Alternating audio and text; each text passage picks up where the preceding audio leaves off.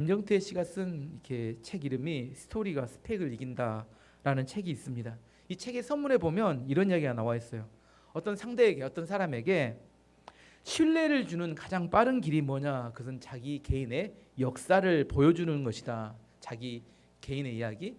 그러면 자기 개인의 역사를 어떻게 보여주는 것이냐? 보통은 이력서를 이야기하는데 이력서가 아니라 그의 이야기를 들려주는 것이다. 그런 이야기가 있습니다. 일반적으로 스펙은 그 사람의 이력서를 말합니다.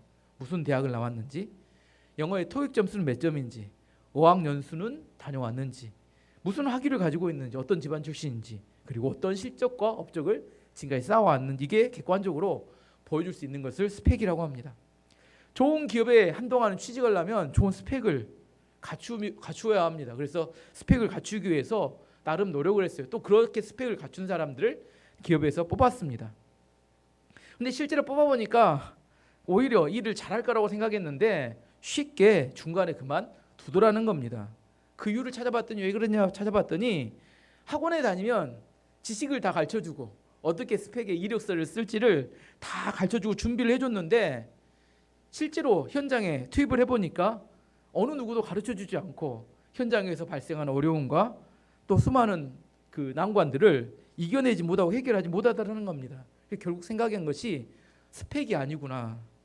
스토리는 무엇을 의미하냐면 역경과 어려움을 이겨내고 그 안 되는 상황에서 막혔잖아요. 근데 확신을 가지고 인내로 열매를 맺고 승리한 이야기를 말합니다. 그래서 그 사람이 썼던 제목이 스토리가 아니라 스펙이 이긴다. 스토리가 스펙을 이긴다 제목이었는데 강남 부잣집에서 대치동에 좋은 학원을 다니는 학생과 지방의 가난한 집에서 학원을 다니지 않고 혼자 공부했던 학생을 동일한 기준으로 평가하는 것은 중요하지 않고 무미한 이야기입니다. 왜냐하면 어떤 사람을 뽑을 때 그 사람에게 뭘 기대해요? 지금까지 얼마나 잘했는지가 중요한 게 아니라 이 일을 맡겼을 때 얼마나 앞으로 잘 해낼지 이게 중요한 거잖아요. 잘 해낼 거라고 생각하기 때문에 뭔가 이력서를 봤는데 이력서가 사실은 전부를 다 말하지 않더라는 겁니다. 그렇다고 해서 지방에 가난한 집안 출신이 무조건 능력이 뛰어나냐? 그렇지는 않습니다. 또 반대로 강남의 부잣집 아들이 무능하지도 않아요. 중요한 것은 자신에게 주어진 여건에서 고난과 어려움을 이겨내고 열매를 맺는 스토리, 이야기가 있는 사람, 이 사람이 인재라는 겁니다. 성경은 하나님을 의지해서 이런 스토리를 가진 사람들의 이야기가 성경 이야기예요. 성경은 창세기부터 시작해서 요한계시록까지 끊임없이 이런 사람들의 이야기로 가득 차 있습니다. 사람을 만날 때마다 두 가지를 느껴요. 어떤 사람을 만나고 나면 기분이 좋아지는 사람이 있어요. 반면에 어떤 사람을 만나고 나면 다음에 안 만나고 싶은 사람이 있습니다. 어떤 사람을 만나면 기분이 좋아질까요? 긍정적인 사람을 만나면 기분이 좋아집니다. 결혼 배우자를 선택할 때 꼭 걸러야 돼. 무조건 걸러야 되는 한 가지 특징이 있습니다. 여러 가지 조건 중에 한 가지는 이거 나타나면 그 사람은 걸르는 게 좋아요. 부정적인 사람. 부정적인 사람은 그 사람 옆에 있으면 같이 부정적인 사람이 되고 인생이 내리막이 됩니다. 성경적인 표현으로 이걸 뭐라고 하냐면 내 믿음대로 될지어다. 이게 똑같은 이야기예요. 믿음대로 된다는 것은 현재의 모습이 아니라 그 사람이 가지고 있는 믿음이 그 사람의 미래가 된다는 겁니다. 왜냐하면 그 사람 안에 믿음이 역사에서 그 사람의 인생이 되기 때문입니다. 근데 대부분의 사람들은 또 자기가 뭘 믿는지도 잘 몰라요. 시간을 두고 봐야 합니다. 그 사람이 하나님을 믿는 사람인지 돈을 믿는 사람인지 주변의 사람들을 믿는 사람인지 자기의 직업을 믿는 사람인지 그 사람을 겉모양으로 잘 몰라요. 근데 자세히 들여다보면 그 사람이 진짜 믿고 있는 게 무엇인지를 분명해집니다. 그가 믿는 것이 그 사람의 미래가 됩니다. 부정적인 사람은 특징은 뭐냐면 항상 환경과 조건에 자기의 인생을 메어 놓습니다. 지금까지 뉴스를 들으면 호황과 불황 중에서 호황이라는 이야기는 별로 뉴스에 들리지 않습니다. 맨날 불황이 돼요. 뭔 불황이 많은지. 근데 실제로 경제학적으로 보면 불황과 호황은 50대 50이에요. 거의 절반입니다. 그런데 왜 맨날 뉴스에서는 불황만 이야기할까요? 맨 불황이래요. 왜? 부정적인 이야기가 사람들에게 더 많이 전달되고 들리기 때문입니다. 시험을 보고 나온 학생들이 항상 하는 이야기가 있어요. 뭐라고 해요? 시험 보고 나온 학생들이 시험 망쳤대요. 항상 망친 게 이게 문제예요. 한 절반은 잘 보고 절반은 망쳐야 되는데 항상 망쳐. 왜 항상 망칠까요? 자기 실력보다 자기 실력보다 자기가 높게 평가하기 때문에 망치는 겁니다. 시험을 망친 게 아니라 뭐하고 나온 거예요? 자기 실력만큼 시험 보고 나온 겁니다. 분명히 이야기해 드릴게요. 여러분 시험 실력만큼 여러분 성적 나온 거예요. 조건과 환경에 매어 놓으면 항상 사람은 부정적이 됩니다. 반면에 긍정적인 사람이란 하나님을 바라보는 사람입니다. 하나님께 주신 약속을 붙들고 있어요. 상황과 여건이 어려워지면 뭐라고 생각하냐면 그 긍정적인 사람이 약속을 붙든 사람은 하나님이 나를 연단시켜서 마침내 성공하게 하려고 이 어려움을 주었다 이렇게 생각해요. 어려움이 오면. 반면에 좋은 상황이 돼요. 상황이 좋아지면 뭐라고요? 역시 하나님은 나를 축복하셔서 너무 좋은 상황으로 나를 인도하셨다 이렇게 고백합니다. 어려워도 감사하고 잘 돼도 감사해요. 이런 사람 만나면 행복합니다. 이런 사람을 만나면 인생의 성공의 스토리가 쓰여질 수 있어요. 우리가 예수님을 믿었다. 우리가 예수님 믿고 구원받았다. 이게 무슨 의미냐? 예수님 믿고 구원받았다. 부정적인 사람이 긍정적인 사람으로 바뀌었다는 의미합니다. 상황과 환경을 바라보던 사람이 하나님을 바라보고 그의 삶에 대해서 희망과 소망을 찾아서 그의 인생이 감사로 가득 차 있는 인생으로 바뀐다는 것이 구원받았다는 거. 이게 실제적인 구원받은 사람의 삶의 모습입니다. 근데 교회를 다니는데 계속 부정적으로 머물러 있어요. 왜 그럴까요? 실제로는 하나님을 바라보지 않고 상황과 환경을 바라보고 살기 때문에 계속해서 부정적인 것이 그 인생에 머물고 있는 겁니다. 부정적인 것이 내 안에 계속 머물고 있다면 그 빨리 쫓아내야 합니다. 그것이 그 인생을 망치기 때문입니다. 구원받았다는 것은 부정적인 인생이 긍정적인 인생으로 바뀌었다는 것을 의미하기 때문입니다. 방치하면 안 돼요. 몰아내야 합니다. 끊임없이 사탄은 우리 마음 가운데 부정적인 이야기를 심어 놓습니다. 뭐 그 진실인 것 같아요. 아까 이야기했죠. 불황과 황 50대 50인데 들린 이야기는 99%가 불황이에요. 그거 진실 아닙니다. 거짓말이에요. 근데 우리는 불황을 또 믿어요. 또 왜 믿어요? 파악이 안 되니까. 하나님의 약속을 바라보지 않으니까. 그러면 어떻게 내 안에 부정적인 걸 몰아낼 수 있을까요? 내 힘으로는 안 돼요. 계속 뉴스는 안 좋다는 이야기만 들리니까. 말씀을 암송해야 되고 찬양을 불러야 되고 기도함으로 내 안에 부정적인 게 머물지 못하도록 만들어야 합니다. 이게 믿음을 가진 성도의 증거입니다. 내 안에 믿음이 있느냐? 뭔 믿음이 있는지 알아야 돼요. 믿음이 있대요. 교회를 다니는데 근데 뭔 믿음인지 모르겠어요. 뭘 믿음이에요? 하나님이 나를 지키시고 축복하시고 인도하신다는 믿음이 있기 때문에 상황에 흔들리지 않고 내 안에 긍정적으로 하나님의 믿음으로 따라가기 때문에 내 안에 가치가 있고 소망이 있음을 이걸 인정하는 걸 말하는 겁니다. 오늘 본문은 안디옥 교회가 왜 좋은 교회인지를 보여주는 말씀입니다. 스펙으로 따지면 예루살렘 교회가 최고의 교회였어요. 3만 명 이상의 대형 교회였고 가르친 지도자들은 최고의 기라성 같은 사도들이었습니다. 성도들은 사랑과 구제와 섬김이 뛰어난 너무너무 아름다운 공동체예요. 스펙으로 딱 따지면 예루살렘 교회는 A+++ 등급의 소곡입니다. 안디옥 교회는 별 볼 일 없는 교회예요. 근데 하나님께서 선택하셨어요. 뭘 선택하셨냐면 그 1세기 당시에 전 세계의 선교를 담당할 교회를 어떤 교회를 선택할 것인가의 선택에 있어서 예루살렘 교회를 놔두고 안디옥 교회를 선택하셨다는 거예요. 하나님께서 왜 안디옥 교회를 그 스펙이 부족하며 뭐 없는데 그 교회를 선택하셨는지 오늘 세 가지 하나님이 기뻐하시는 이유가 있습니다. 첫 번째, 안디옥 교회는 다양한 사람들이 하나로 연합된 교회였어요. 1절 말씀 보시면 안디옥 교회는 선지자들과 교사들이 있으니 곧 바나바와 니게르를 하는 시몬과 구레네 사람 루기오와 분봉왕 헤롯의 젖동생 마나행과 및 사울이라 5명의 안디옥 교회 지도자들을 이야기합니다. 성경에서는 순서가 중요합니다. 1, 2, 3, 4, 5, 5명이 나온 순서는 담임 목사가 1번, 뒤로 갈수록 이렇게 영향력이 약한 거예요. 사형제가 있어요. 예수님의 사형제가 있으면 1, 2, 3, 4 이름을 순서를 적었어요. 큰형이 어디 적어졌을까요? 1번이 큰형입니다. 막내가 맨 마지막이에요. 성경에서 이름이 쭉 나열되거나 지명이 나열되면 중요한 순서대로 서열대로 정리된다고 생각하시면 맞습니다. 바나바, 그 교회의 담임 목사는 바나바였어요. 그래서 1번으로 적어졌습니다. 바나바에 대한 이야기를 해보면 바나바는 이렇게 고향이 구브로였습니다. 구브로의 정통 유대인, 원래 레윈이었습니다. 레윈. 근데 이 사람이 예루살렘 교회가 이렇게 처음 개척됐을 때 참가했다가 원래 부잣집 아들이었어요. 자기가 소유가 있던 땅을 팔아서 교회에 가난한 사람의 구제연금으로 드립니다. 바나바는 열린 마음을 가진 충성스러운 사람이었어요. 레위인이자 충성스러웠고 부잣집 출신이었습니다.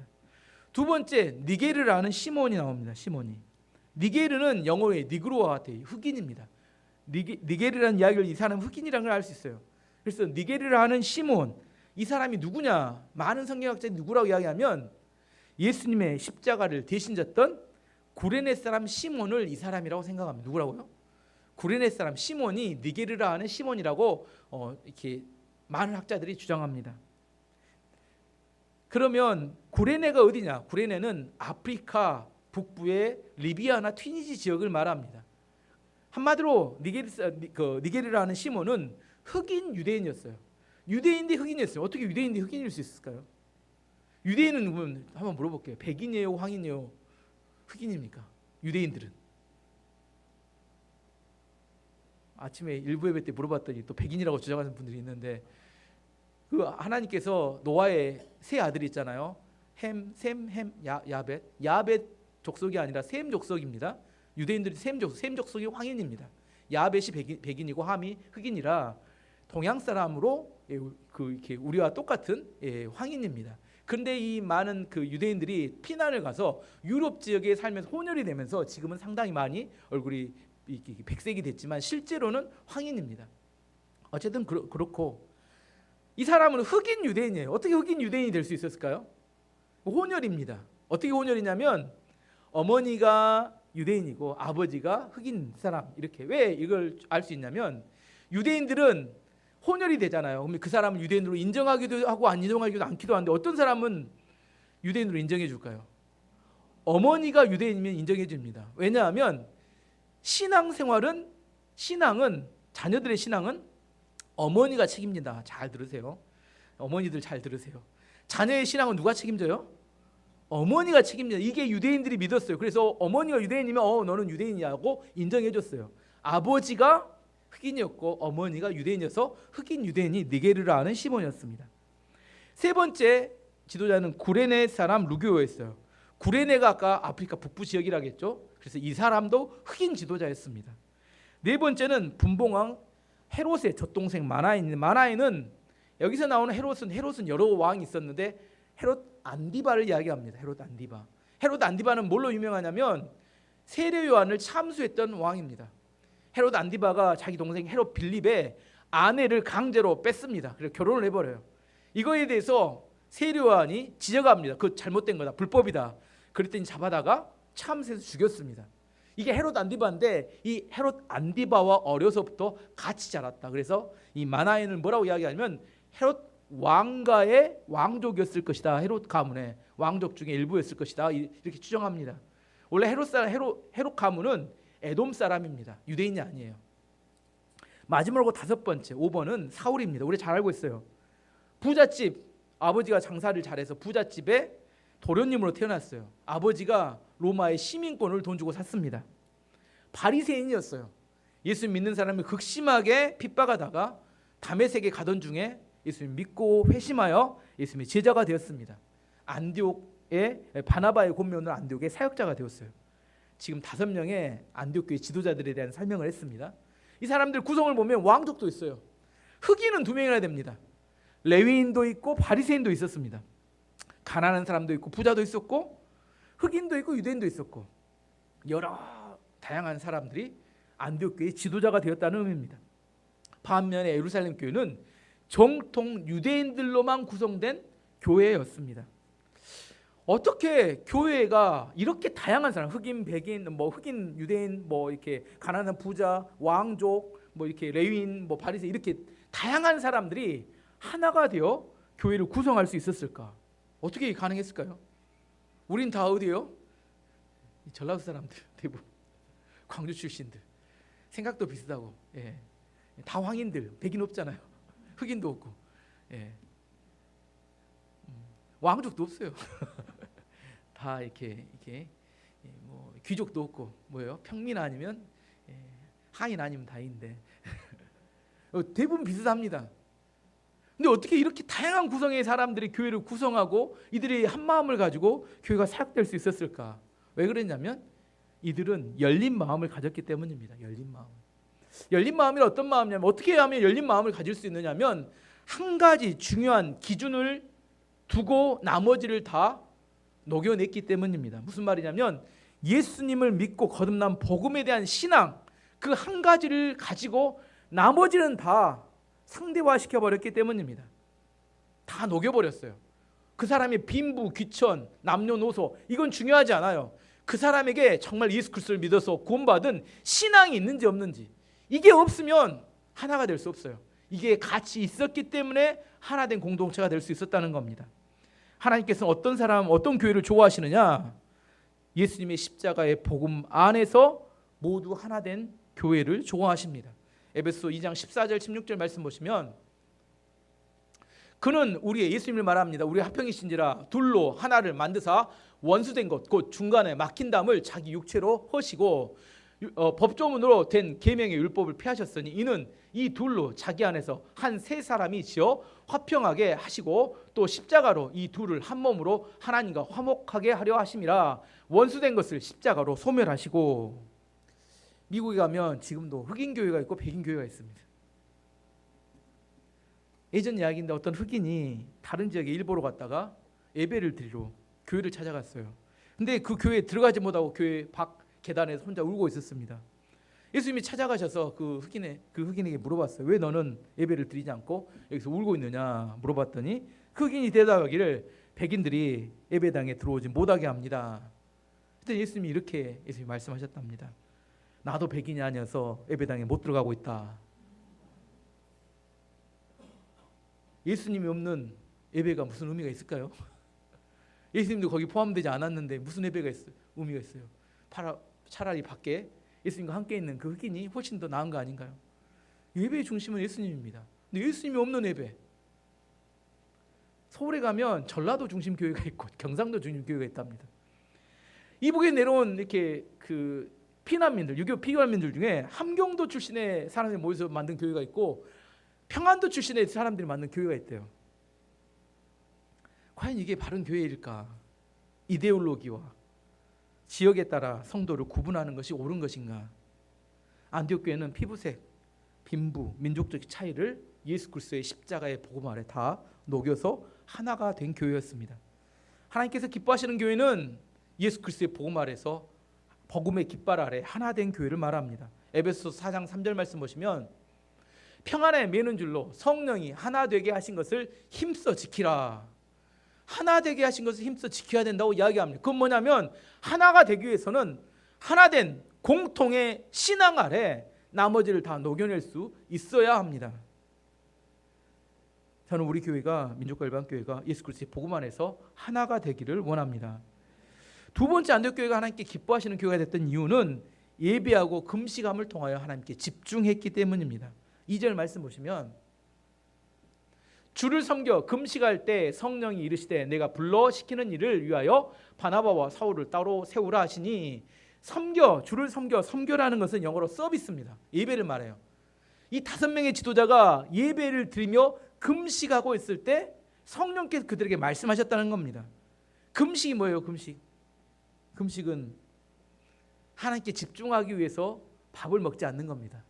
또 밥을 안 먹고 또 간식만 먹으면 금식한다고 또 주장하는 사람들이 있어요. 그 간식도 안 먹는 겁니다. 밥도 안 먹고 아무것도 안 먹는 걸 말합니다. 먹는 것은 생명을 유지하기 위해서 너무 중요한 겁니다. 먹는 걸 중단하는 것은 생명보다 하나님께 집중하는 것이 중요하기 때문에 내가 잠시 하나님께 집중하기 위해서 생명을 위한 것들을 멈추었다, 이런 의미입니다. 저는 원래 금식을 별로 좋아하지 않았습니다. 하지만 앞으로는 정말 중요한 일들이 있을 때 금식을 해보려고 합니다. 평소에 계속 금식하는 건 아닙니다. 하지만 정말 중요한 일이 있을 때 금식을 하는 것은 영적인 생활에 매우 유익하고 필요합니다. 이슬람도 라마단 기간 한 달 동안 낮에는 금식합니다. 그리고 자기 신들에게 예배를 드려요. 에스더서를 보면 에스더 4장에 에스더가 페르시아에 있는 유대인들이 몰살을 당할 위기에 처한 것을 듣게 됩니다. 왕 앞에 나가서 자기 유대인들의 억울함에 대해서, 모함에 대해서, 모함 당한 거에 대해서 호소를 해야 되는데 왕에게 함부로 나가서 이야기하면 죽음의 위기가 죽을 수 있는 위기가 위험한 상황일 수 있습니다. 그때 에스더가 모르드게에게 페르시아에 쏘였던 수산성에 있는 모든 유대인들에게 금식을 해달라고 요청합니다. 에스더 4장 15절에 17절 말씀 보시면 에스더가 모르드게에게 회답하여 이르되 당신은 가서 수산에 있는 유대인을 다 모으고 나를 위하여 금식하되 밤낮 3일을 먹지도 말고 마시지도 마소서. 나도 나의 시녀와 더불어 이렇게 금식한 후에 규례를 어기고 왕에게 나아가리니 죽으면 죽으리이다 하니라. 3일 동안 먹지도 말고 마시지도 말고 나를 위해서 금식하여 기도하달라 이렇게 이야기합니다. 나도 내 시녀들과 함께 금식하겠다. 이렇게 금식하고 3일 뒤에 왕에게 나가서 하만의 이렇게 모함과 자기들의 억울함을 이야기하게 됩니다. 그래서 대역전이 일어나죠. 몰살당할 위기에 처했던 이스라엘 유대인들이 다 살아나고 하만을 따르던 사람들이 다 몰살당해서 죽게 되는 역전이 나타납니다. 금식은 우리의 생명을 걸고 하나님 앞에 나아가는 것이기 때문에 하나님께서 훨씬 더 신속하게 응답하십니다. 여러분도 정말 중요한 순간에 금식 기도를 할 줄 알아야 합니다. 이게 영적으로 매우 중요하고 필요합니다. 안디옥교회 지도자들은 예배와 금식을 통해서 하는 게 집중하는 그런 교회였어요. 하나님께 기뻐하시는 두 번째 교회 특징은 예배와 금식을 통하여 하나님께 집중하는 교회입니다. 이렇게 예배와 금식을 통해 하나님께 집중하고 있을 때 하나님께서 성령을 통하여 말씀하셨어요. 뭐라고 말씀하셨어요? 바나바와 사울을 선교사로 따로 세우라 이렇게 말씀하셨습니다. 2절 말씀 보시면 주를 섬겨 금식할 때 성령이 이르시되 내가 불러 시키는 일을 위하여 바나바와 사울을 따로 세우라 하시니, 이게 매우 쉽지 않은 명령이었습니다. 어려운 지시였습니다. 1번이 뭐라겠어요? 1번부터 5번까지. 1번이 담임 목사. 5번은 전도사. 이중 생각하면 됩니다. 1번은 대표 지도자. 5번은 가장 사역을 맞이하는 사람. 이 사람들을 파송해서 선교사를 파송해라. 우리 교회로 말하면 저와 정용훈 집사 정도 될 것 같아요. 파송 가면 어떻게 될까요? 지금 최문호 목사님이 넘버 2가 가버렸는데 넘버 2가 가도 좀 헷갈리는데 저와 정용훈 집사 가버리면 어떻게 돼요? 그럼 또 이렇게 이야기합니다. 그러면 설교는 누가 하고 주일학교 사역은 누가 할 겁니까? 누가 하시겠습니까? 손도 안 들어. 누가 해요? 이런 이야기예요. 그 안에 있는 성도들이 답답할 수밖에 없는 그런 하나님께서 요구를 하셨어요. 근데 그 하나님의 요구에 이 교회가 순종했다는 거예요. 근데 이들도 순종하는 게 쉽지 않았어요. 그래서 뭐 합니까? 3절 말씀 보시면 이에 금식하고 기도한 후에 두 사람에게 안수하여 보내니라. 그냥 못 보내요. 왜 금식했어요? 이번에 두 번째 금식은 뭐예요? 순종하려는데 이게 맨정신으로 안 돼요. 이게 맨정신으로 되겠어요? 약간 미쳐야 되는 거라 금식하고 정말 하나님 말씀에 순종해야 될지 결단해야 되기 때문에 금식하고 기도한 겁니다. 금식하고 기도할 때 하나님께서 보내라고 하니까 이들이 결단하고 보냈습니다. 인간의 노력으로 될 수 있는 게 아니에요. 하나님이 주시는 분명한 확신이 있지 않으면 따라 할 수 없습니다. 인간의 본성으로는 순종할 수 없는 이야기입니다. 이기적이고 자기중심적인 사람들은 하나님의 뜻이 무엇인지 분명히 알아요. 그래도 따르지 않습니다. 많은 변명이 있어요. 왜 안 따라요? 뜻을 몰라서 따르지 않는 게 아니라 뜻을 분명히 알면도 불구하고 안 따릅니다. 그런데 안디옥 교회는 분명한 하나님의 뜻에 순종하였습니다. 내 뜻이 있습니다. 하나님의 뜻이 있어요. 이게 충돌합니다. 자주 충돌하시잖아요. 충돌합니다. 그럼 뭐 누구 뜻을 따라야 됩니까? 대답도 안 하네. 자, 내 뜻과 하나님 뜻이에요. 충돌합니다. 어느 뜻을 따라야 돼요? 하나님 뜻을 따라야 합니다. 이게 최고의 지혜입니다. 부모들이 자녀들에게 이야기합니다. 내 말 들어라. 너희들은 아직 어려워서 참 이해하지 못하지만 삶을 오래 살아보니까 아빠가 생각할 때 엄마가 생각할 때 이렇게 사는 게 맞아. 이렇게 이야기하는데 자식들이 들어먹습니까? 웬만해서 초등학생도 안 들어요. 내 생각이 있다는 거예요. 나도 내가 원하는 대로 하고 싶다는 겁니다. 안 들어요. 왜 안 들어요? 이해를 못하니까. 이해가 안 돼. 애들 입장에서 이해가 안 돼요. 부모 말이 이해가 안 돼. 믿도 못해. 마음속에 너나 잘하세요. 나는 내 길 갈 테니까. 아이들 생각도 그래요. 나중에 후회하죠. 부모님이 공부하러 갈 때 공부하면 참 좋았는데. 아닌가요? 부모님 예배 드리고 말씀 읽을 때 말씀 읽고 예배 드리면 참 좋았는데. 부모님이 좋은 친구 사귀라고 할 때 좋은 친구 사귀면 참 좋았는데, 또 이 말 다 안 듣고 자기 길 가다가 꼭 오류에 빠져서 나중에 또 힘든 인생 삽니다. 다윗이 15년 동안 사울 왕의 추격을 받으며 도망자의 삶을 살아 왕이 되기 전에 다윗이 어느 지역으로 가잖아요. 그러면 그 지역을 밝혀내 가지고 사울 왕이 정규 군대가 3,000명이었어요. 3,000명 전원을 다 끌고 나라 지키지도 않고 다윗을 죽이러 쫓아옵니다. 다윗이 엄청 스트레스를 받았던 것 같아요.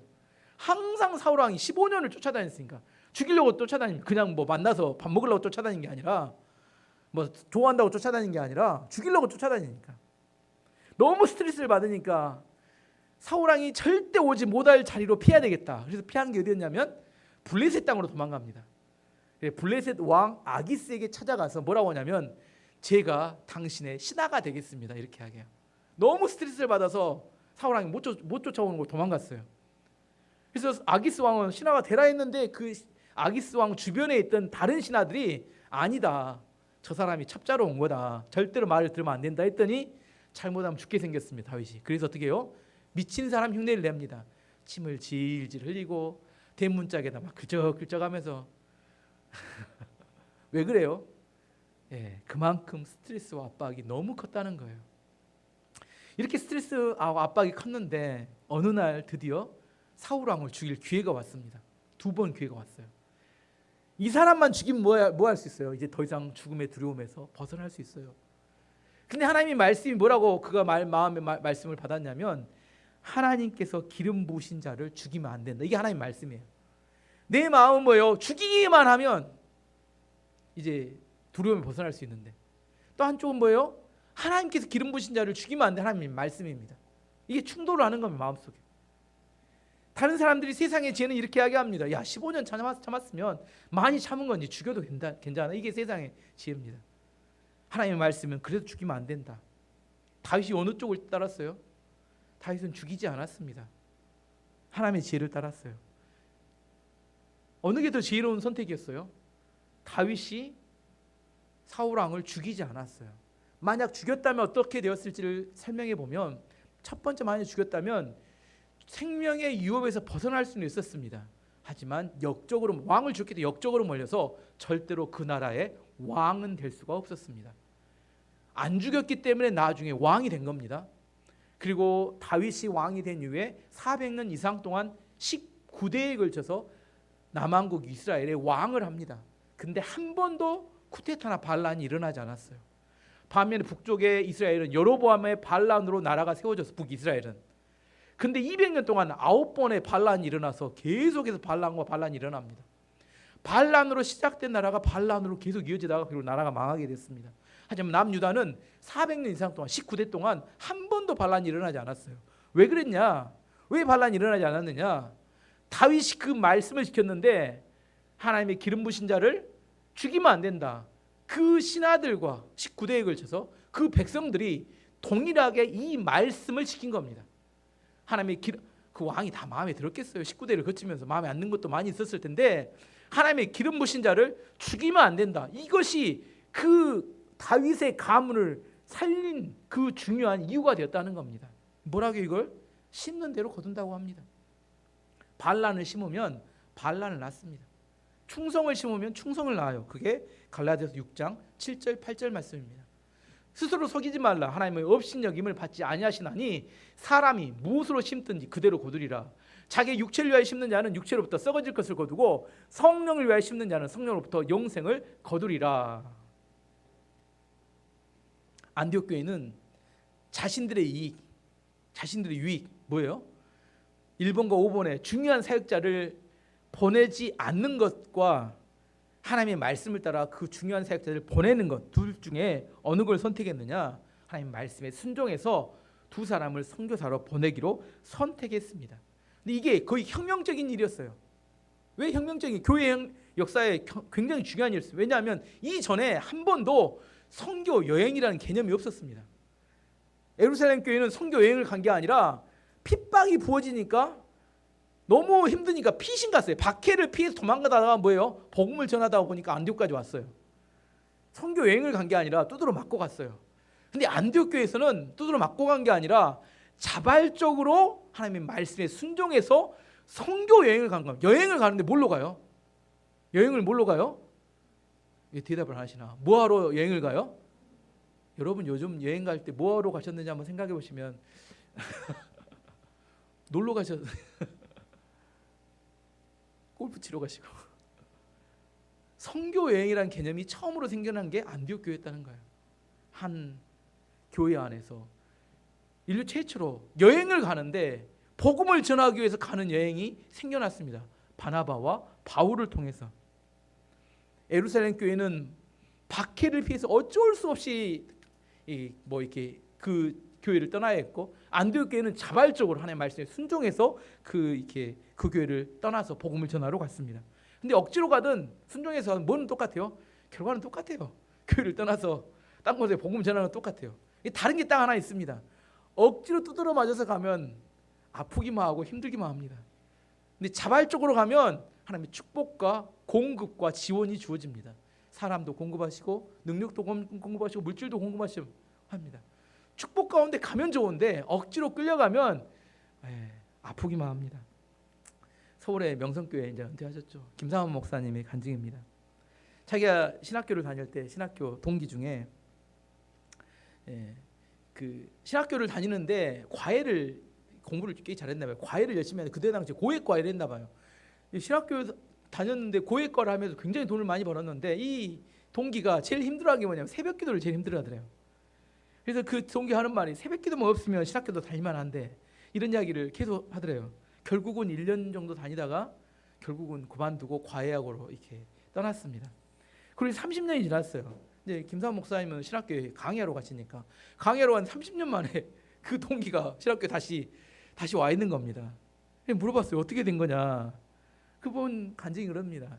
새벽 기도 하나 피하려고 신학교를 떠났는데 인생 전체가 망해서 다시 신학교로 돌아오게 됐다. 무슨 의미예요? 편한 길 찾아서 갔는데 인생 전체가 실패하고 결국 억지로 끌려왔다 그렇게 고백하더랍니다. 편한 길이 좋은 길처럼 보입니다. 편한 길이 성공하는 길처럼 보여요.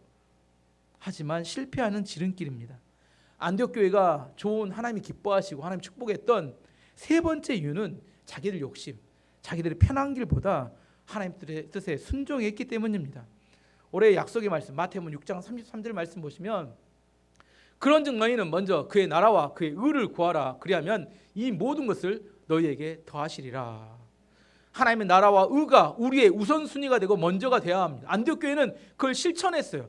그렇기 때문에 1세기에 가장 하나님께서 쓰시고 축복받고 영향력 있는 교회로 바뀌게 되었다는 겁니다. 내 것 챙기면 하나님의 공급이 끊어집니다.